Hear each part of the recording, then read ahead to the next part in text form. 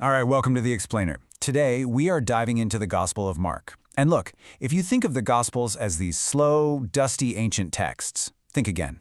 Mark's version is the shortest, the fastest, and the most breathless account of Jesus' life. It is pure action from start to finish.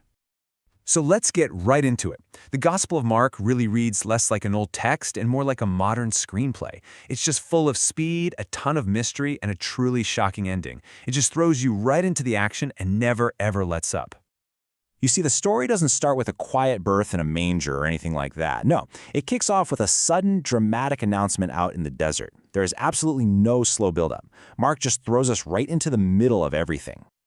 Right away, Mark connects his story to these ancient prophecies. It's kind of like the opening crawl in Star Wars, you know? He's telling the audience, hey, pay attention. What you're about to see isn't random. It's the fulfillment of a cosmic plan that was set in motion a long, long time ago. And here is that messenger, John the Baptist.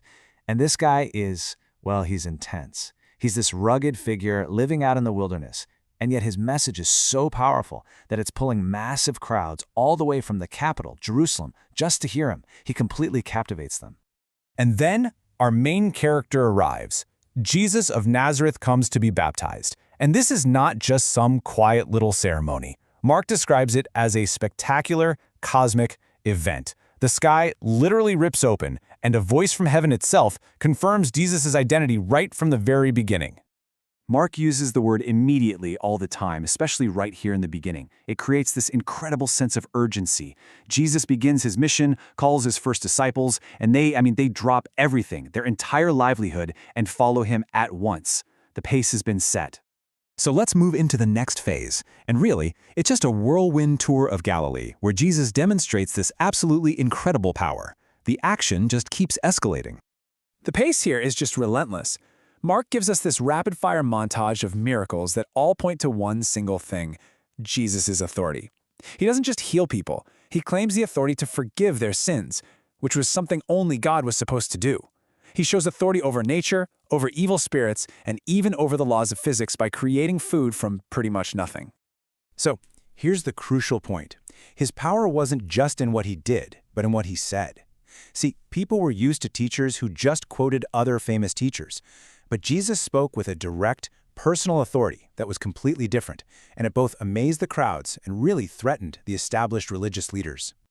And this introduces a really fascinating irony in Mark's story. While all the humans, his followers, the crowds, the experts, they're all confused about who Jesus is, the demonic forces know exactly who he is from the very start, and they are absolutely terrified of him.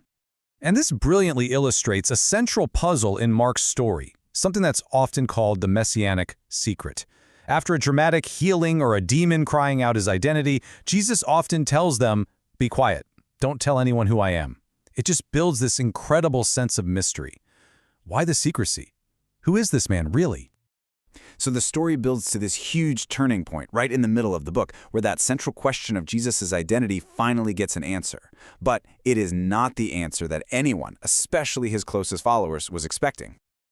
Jesus finally puts the question directly to his disciples. And it's Peter, his lead follower, who says the words everyone has been thinking but no one dared to say. You are the Messiah.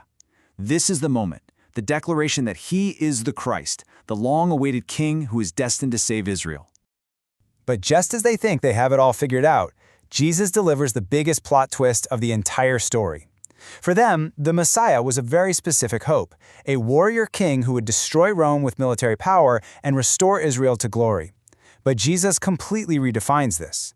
He reveals his destiny is the exact opposite, to be a suffering servant. For the first time, he tells them plainly what's going to happen. He's not going to Jerusalem to take a throne, but to be rejected, to be killed, and then to be resurrected. His followers are just completely baffled. This doesn't fit any of their ideas of a hero story. So in the final act, the secret is out. Jesus now travels directly to Jerusalem, the very heart of religious and political power. He's no longer hiding. He's heading for a direct confrontation. And the events of this final week unfold with breathtaking speed and tension. He enters the city to cheering crowds, then immediately confronts the temple authorities, accusing them of corruption. The conflict just escalates daily, leading to the final betrayal and his arrest. During this tense, final meal with his disciples, he takes the traditional Passover elements, bread and wine, and gives them a shocking new meaning. He reframes his coming death not as a tragic defeat, but as a purposeful sacrifice that will establish a whole new relationship between God and people. In the quiet of an olive grove just before his arrest, we get this incredibly raw and human moment. We see his profound anguish as he faces his fate, submitting his own will to a greater purpose, just moments before one of his own inner circle arrives with armed guards. The climax of the story is brutal and swift, just like the rest of the book. But it's the very last scene that has puzzled and challenged and inspired people for 2,000 years. The trial is a complete sham. The crowds that cheered him just 5 days earlier are now calling for his death. The execution is public and humiliating. And his final words from the cross are not some triumphant statement, but a cry of utter abandonment. It seems like a complete and total failure. His body is laid in a sealed tomb. Friday passes. Saturday, the Sabbath, passes. 3 days. But on Sunday morning, some of his women followers go to the tomb and find the massive stone rolled away. It's empty, and a messenger in white is there to announce the impossible. He has been resurrected. The story has taken its final, unbelievable turn. But here's the final twist, from Mark himself.